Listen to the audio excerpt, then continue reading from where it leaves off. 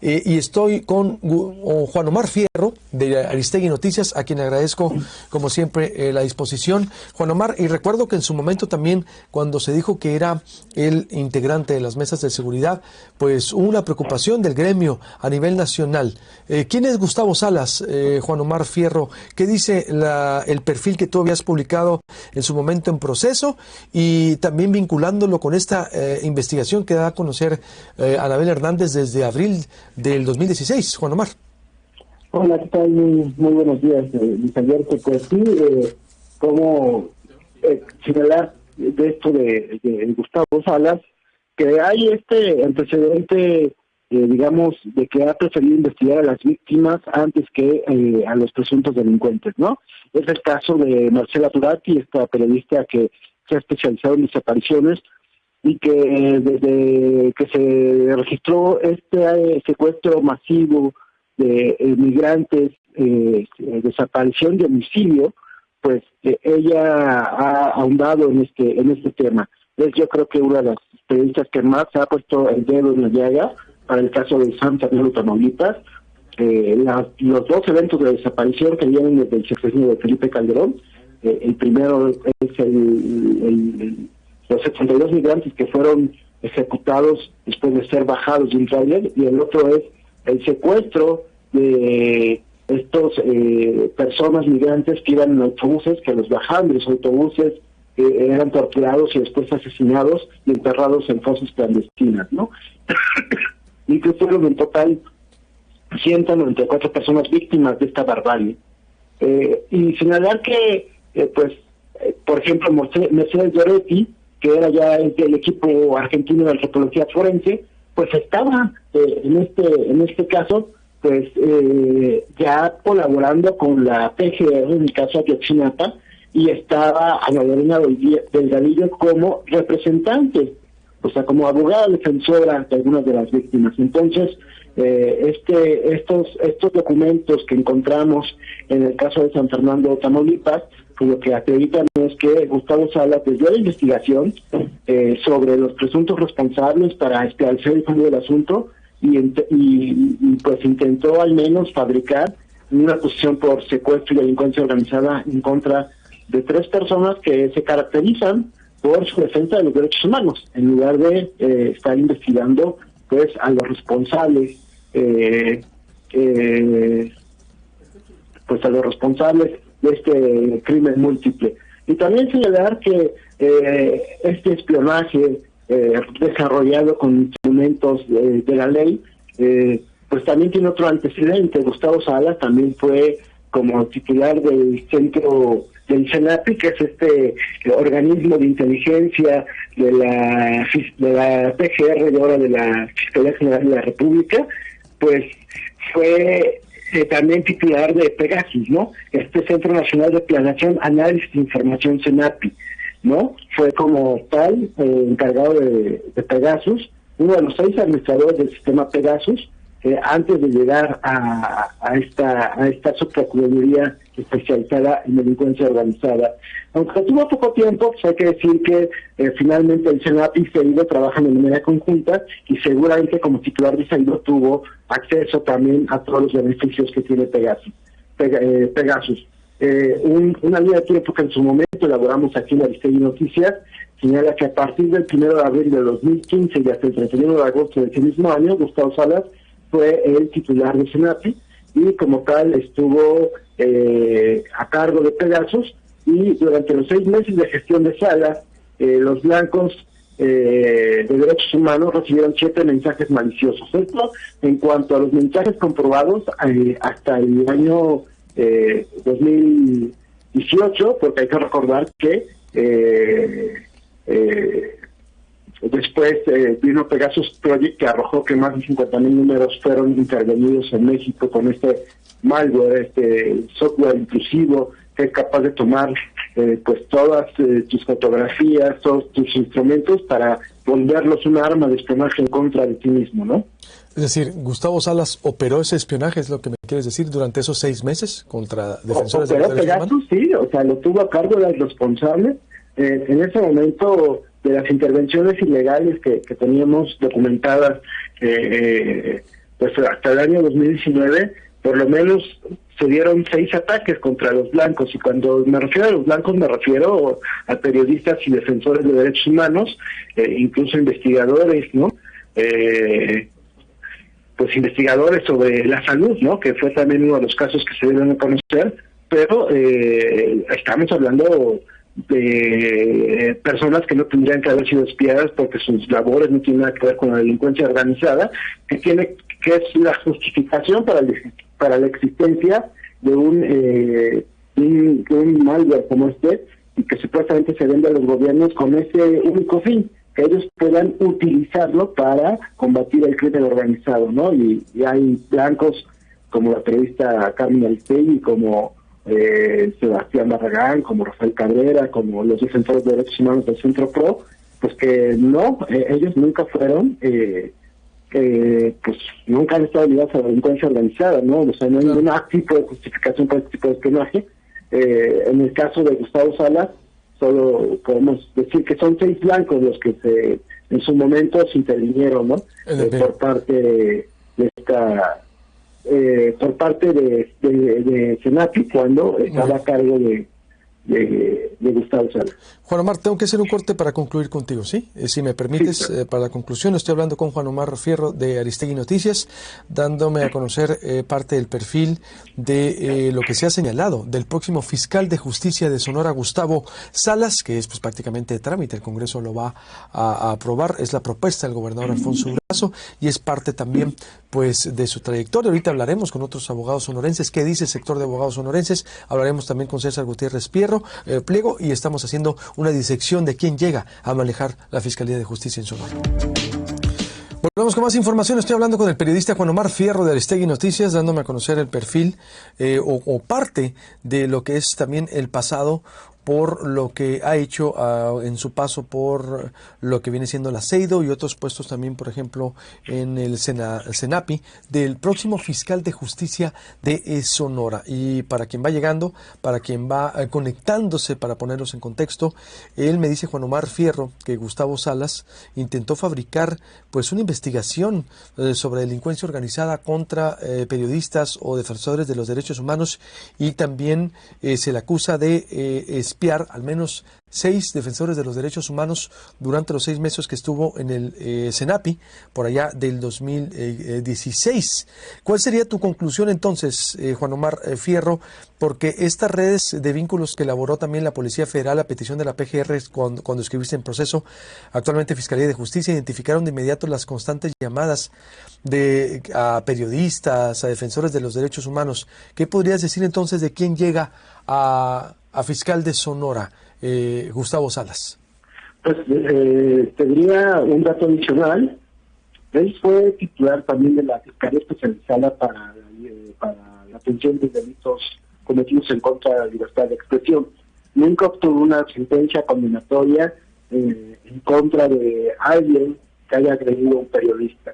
Entonces tenemos un funcionario que ha utilizado los instrumentos legales, como son el espionaje a través de la vigilancia, ¿no? En el caso de Marcela Turati, de Ana Lorena Delgadillo y Marcelo Toretti, ha utilizado los instrumentos legales en contra de la víctima, en lugar de utilizar estos mismos instrumentos para esclarecer pues casos graves de violaciones a derechos humanos, como es el propio caso de San Fernando, y también como en su momento, como titular de FEATLE, pues no tuvo los avances, ¿no?, que uno hubiera esperado para empezar a resolver estos casos de agresiones y homicidios en contra de periodistas. Entonces, por un lado, desvió, digamos, las investigaciones del caso San Fernando, y por el otro, no fue capaz de lograr un esclarecimiento de algunos de los casos, de los más sensibles, ¿no?, de los asesinatos de periodistas, ¿no? Entonces, pues me parece muy triste que un funcionario de este nivel pues vaya a asumir ahora la Fiscalía de Sonora sin haber aclarado, ¿no? O sea, yo creo que todos los funcionarios tienen derecho a la defensa, pero no hubo un momento en el que el propio Gustavo Salas intentara aclarar pues estos señalamientos por lo menos en el caso de San Fernando, Tamaulipas. Y al respecto de lo de Ayotzinapa, ¿qué opinas de estos documentos judiciales de los que hablaba Anabel Hernández y cartas escritas por presuntas víctimas que señalan a Gustavo Salas también, entre otros funcionarios, a Jesús Murillo Caram y Tomás Herón, que estarían directamente involucrados en las presuntas irregularidades con el fin de sustentar la llamada verdad histórica y cerrar el caso? Juan Omar. Pues mira, el grupo el GIEI, en su momento, en todos los reportes que ha señalado, sí ha señalado que en Ceido se cometieron muchas irregularidades. Entre otras irregularidades, cabe destacar, por ejemplo, que cada vez que era detenido un líder delictivo de Guerreros Unidos, se abrieron las carpetas por los delitos supuestamente cometidos en flagrancia en contra de estas personas, ¿no? Y estas carpetas, en esas carpetas empezaron a rendir declaraciones del caso Ayotzinapa y no siempre se agregaban a la carpeta de investigación. O cuando se agregaban, pues ya las declaraciones obtenidas bajo tortura. Entonces sí me parece que como titular de Ceido también tuvo su contribución, y no es que lo suponga yo, sino que el propio GIEI señaló que la fragmentación del caso Ayotzinapa con estas múltiples carpetas de investigación que se abrían contra líderes de Guerreros Unidos en Ceido contribuyeron a justamente a que el caso no se esclareciera, porque había muchos elementos y declaraciones que no se sumaban a conveniencia de quienes estaban armando la verdad histórica. Pues está la información y veremos si el futuro fiscal también nos da una entrevista para que aclare esos señalamientos que hay en su contra, pues de hace años, ya desde hace alrededor de 8 años. Sería muy interesante escuchar su versión. Por lo pronto están ahí los documentos, los que ustedes recabaron, lo que ustedes investigaron, Juan Omar, y que nosotros seguimos analizando el perfil. Te agradezco mucho, Juan Omar, y te mando un abrazo, como siempre, estimado. Luis Alberto, bueno, muy buenos días y saludos a tu auditorio. Igualmente, Juan Omar Fierro de Aristegui Noticias, el próximo fiscal de Sonora, con este perfil de quién es y parte de la investigación de la que estamos comentando. ¿Cuál es tu opinión, César Gutiérrez Priego, abogado especialista en Derecho Penal, Militar y Seguridad Nacional, sobre Gustavo Salas? Tú lo conoces también. ¿Quién es el próximo fiscal de justicia de Sonora, César? Luis Alberto, ¿cómo estás? Buenos días. Mira, es una persona que tiene experiencia en el trabajo de investigación, sí, así es, tiene un currículum que es impresionante y que lo respalda. Coincido con Juan Omar en lo que menciona. Una cosa es tener currículum y otra cosa es tener resultados, porque además tendríamos que recordar que acaban de emitir una sentencia absolutoria en contra de Sidronio Casarrubias, derivado de estos hechos de delincuencia organizada ligado con la desaparición de los 43 de Ayotzinapa. Tiene que ver con el hecho, para que no nos vayamos en contra del Poder Judicial sin tener sustento, en que el juez reconoce que no existieron pruebas por parte de la Fiscalía General de la República, todavía en ese entonces, en la Procuraduría en ese entonces, ahora Fiscalía, en donde se demuestre con pruebas legales que no se hayan obtenido mediante tortura y violación al debido proceso y a los derechos humanos la existencia de este grupo criminal. Y exactamente este personaje está ligado y acusado formalmente, por lo menos en 2 casos, de haber participado en esta violación de derechos humanos y en esta tortura. Entonces creo que eso demuestra de cuerpo completo, pues, obviamente, la opinión que se puede tener de él como futuro fiscal independiente del Estado de Sonora, ¿no? Es decir, entonces, sí, son señalamientos que pesan, ¿es lo que me quieres decir sobre su trayectoria? Sí, por supuesto. Porque además, mira, hay que recordar que él en algún momento sonó para ser secretario de Seguridad Pública en el Estado de Sonora. Queda completamente claro que es un agente de las confianzas del gobernador. Queda claro que el gobernador buscó el momento exacto para agregarlo a su equipo de trabajo, aunque sea como fiscal general. Recordemos que formó parte de su grupo de trabajo en el Centro Nacional de Inteligencia y que lo vio como la persona idónea para los tiempos que está viviendo en este momento Sonora.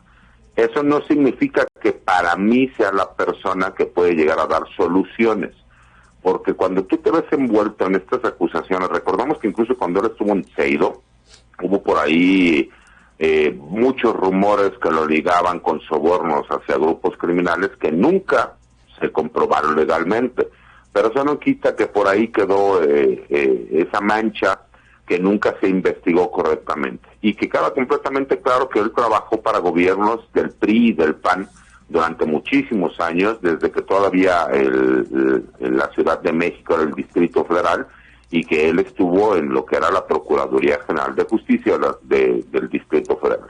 Entonces creo que sí tiene ese peso en la espalda, y que aquí lo único que sostiene esta posibilidad de que él sea fiscal es que gente cercana y de las confianzas del gobernador. Tengo que hacer un corte, César, y vuelvo contigo para seguir hablando. Claro, ¿Me permites? Sí, estoy hablando con César Gutiérrez Priego, abogado especialista en Derecho Penal, Militar y Seguridad Nacional, sobre el próximo fiscal de justicia de Sonora, Gustavo Salas. ¿Quién es? Estos antecedentes nacionales, estamos hablando con fuentes nacionales para adelantarnos en este perfil, delinearlo de quién llega. Reitero, el espacio se queda abierto para escuchar, obvio, la versión de Gustavo Salas. Nos gustaría que nos diera una entrevista una vez sea electo, o antes incluso, para escuchar sus argumentos. Ahorita voy a hablar también con Andrés Montoya, cuál es el pulso de los abogados aquí en Sonora, y un análisis, un debate interesante con también especialistas en la materia de feminismo y derechos humanos y todo lo que tiene que ver con política, Lisbeth Gutiérrez Obeso y Lisette Sandoval. ¿Qué opina usted? ¿Quién es el próximo fiscal de justicia de Sonora? Estamos analizando. Volvemos con más información. Estoy hablando con César Gutiérrez Priego. Él es abogado especialista en Derecho Penal, Militar y Seguridad Nacional. Estamos analizando el próximo fiscal de justicia de Sonora. ¿Quién es? ¿Qué ha hecho? ¿Qué se dice de él a nivel nacional? Porque es un personaje nacional que ya trabajó con Alfonso Durazo cuando Alfonso era secretario de Seguridad, y es, pues queda claro, una de las personas de mayor confianza del gobernador Alfonso Durazo, y será el próximo fiscal de justicia de Sonora.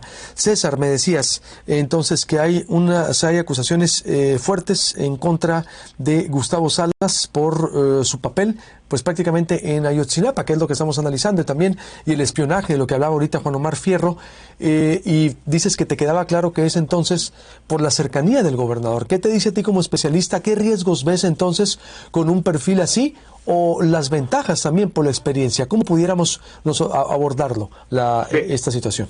Mira, Luis Alberto, desde el punto de vista de la experiencia, estamos hablando de una persona que inició como Ministerio Público en el Estado de México siendo muy joven, y que de ahí fue ascendiendo, ¿no?, en los diferentes puestos. O sea, que sí conoce cómo es una fiscalía desde sus adentros, no como desde el Ministerio Público, que tiene que recibir una denuncia por parte de la ciudadanía. Le tocó ser fiscal en la Ciudad de México de homicidios. Posteriormente se trasladó a la Procuraduría General de la República. Es una persona que sí puede tener esa sensibilidad de cómo se tiene que llevar una investigación. Tiene también el trabajo de inteligencia que está comprobado en el Centro Nacional cuando se fue con el gobernador Durazo, pero a su vez también creo que el perfil que él tiene es un perfil duro. Creo que tratan de aprovechar la coyuntura que él tuvo de trabajo en la Fiscalía General de la República para poder hacer trabajos coordinados de investigación para los grupos criminales que se han asentado en el estado de Sonora. Por ese lado lo veo positivo. Por el lado que lo veo negativo es que ya ha quedado comprobado que no dio resultados sobre asuntos de importancia a nivel nacional, que no hubo avances significativos, y que además fue acusado en su momento, como bien lo mencionas, de espionaje en contra de las víctimas, y que además está ligado su nombre a estas violaciones de derechos humanos, al debido proceso y de tortura. Creo que son los riesgos que tendrá que asumir el gobernador, porque el trabajo que realizará no dudo que sea un trabajo duro y eficaz. El problema es el respeto al debido proceso y a los derechos humanos, de acuerdo a los antecedentes que tenemos del personaje. En cuanto a resultados negativos, ¿a qué te refieres? ¿Por el caso Ayotzinapa, aparte de las acusaciones? ¿O a qué te refieres? Sí, recordemos también que él fue el encargado en su momento de todos aquellos delitos contra la libertad de expresión, y que tampoco hubo resultados significativos, ¿no? Cuando tú llegas a realizar un trabajo donde de alguna forma, como en el caso de Ayotzinapa, tratas de reforzar una famosa verdad histórica al grado de que te ves involucrado en posibles actos violatorios de derechos humanos como de tortura, no, como bien lo menciona Noel Hernández, es cierto que él está mencionado por lo menos en 2 de esos casos. Eso lo que te demuestra es que si él tiene una línea de trabajo, no va a importar cuál sea la realidad, él va a seguir con la línea de trabajo. Y eso es muy peligroso, porque en teoría lo que nosotros buscamos con la Cuarta Transformación es que las cosas cambien, pero que cambien para bien, no que sigan con una línea de trabajo donde ellos tengan que dar resultados sin importar que vaya en contra del Estado de Derecho. Es decir, ¿cómo es? Pues prácticamente como se puede acusar de que para obtener resultados no importan los medios, ¿a eso te refieres? Es decir, vámonos y sin respetar la ley y el Estado de Derecho, ¿a eso te refieres? ¿A obtener resultados en esa materia? Me refiero al hecho de que muchas veces se confunde el querer obtener resultados con violar el debido proceso. Y creo que el fiscal general de la República tiene que ser el fiscal general de justicia de cada estado y cada entidad federativa, tiene que ser el ejemplo claro de la forma de trabajo de cada entidad federativa. Sonora ha demostrado que se tiene que hacer trabajo de investigación, se realiza. El gobernador va a tratar de ser una persona cercana para con la gente. Si tú traes un fiscal de mano dura que con tal de dar resultados sea capaz de cometer los errores que por lo menos en el pasado ya se le ha acusado, creo que podría ser malo tanto para el gobierno del estado de Sonora como para la percepción de la gente. ¿Tú qué le dirías al gobernador por último? Es decir, si tú le tuvieras que decir algo o asesorar algo, ¿qué le dijeras al gobernador que tuviera en cuenta o que tuviera como riesgo? Ya dijiste ahorita, el gobernador tendrá que asumir entonces los riesgos de haber, vamos a decirlo, propuesto y elegir un perfil así con pasado con estas características. ¿Tú qué le dijeras al gobernador? Yo le diría a Luis Alberto que él en su momento le hizo un comentario al presidente de la República de acuerdo a su experiencia y de acuerdo a lo que le decían los antecedentes conforme a la designación de Lili Telles como candidata al Senado. Y que le dijo al presidente, señor presidente, ¿está usted seguro que este es el perfil que usted quiere buscar? Y todos sabemos cómo terminó la situación. Yo le diría lo mismo al señor gobernador. Creo que tiene personas con un perfil idóneo para poder ser fiscales generales, y el hecho de la cercanía con este personaje incluso le puede traer un costo político si los resultados no se dan como los están buscando. Y tomando en cuenta su trayectoria. Exactamente. Sí, porque además se esperaba una terna, pero al parecer es una propuesta única. Es decir, el gobernador... Esa es la parte que a mí me llamó la atención, porque recordemos que desde que el gobernador llega ya se había buscado tal vez que él fuera el secretario de Seguridad Pública. O sea, hay que tener ese antecedente también. Eso significa que es gente cercana al gobernador, y que el gobernador quiere tenerlo dentro de su equipo de trabajo. Si bien es cierto, las fiscalías son independientes, necesita un fiscal que sea cercano al gobernador para que se puedan dar los resultados, porque ellos lo que realizan es el trabajo que la Secretaría de Seguridad y Protección Ciudadana o la Secretaría de Seguridad Pública hace todos los días, y ellos lo que vienen a hacer es esa parte para presentarlo ante el Poder Judicial. Y creo que el gobernador tiene muy en cuenta eso. Estamos hablando de que el gobernador también conoce de seguridad pública y de impartición de justicia. Y creo que por ahí el hecho de la cercanía con este personaje le puede terminar, si no se dan los resultados, ojo, porque se pueden dar los resultados, es una persona con experiencia, pero si no se llegan a dar los resultados, creo que el costo político lo va a tener que asumir el gobernador. Pues ahí está la información, César, como siempre, César Gutiérrez Pliego, abogado especialista en Derecho Penal, Militar y Seguridad Nacional y colaborador de este espacio. Gracias, como siempre, a tu disposición y estamos en contacto. Buenos días. Buenos días, Luis Alberto.